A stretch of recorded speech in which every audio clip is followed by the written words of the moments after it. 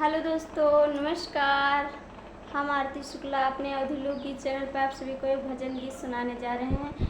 जैसा लगे कमेंट करके ज़रूर बताना। प्लीज़ दोस्तों हमारे चैनल को लाइक सब्सक्राइब जरूर करना, हमारा भी सपोर्ट करिए।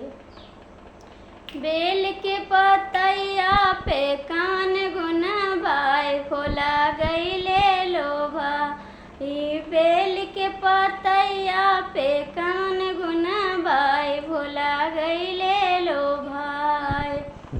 बेला चमेली भोला मन ही न भावई। बेला चमेली भोले मन ही न भावई। अड़हुल के फुलवा में कवन गुण बाई भोला गईले लोभा।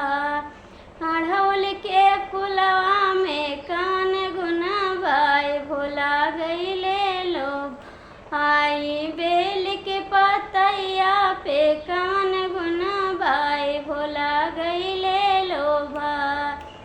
लौंगा इलायची भोला मन ही न भाई। लौंगा इलायची भोला मन ही न भाई। भंगिया धतुरवा में कवन गुण बाई भोला गईले लोभा।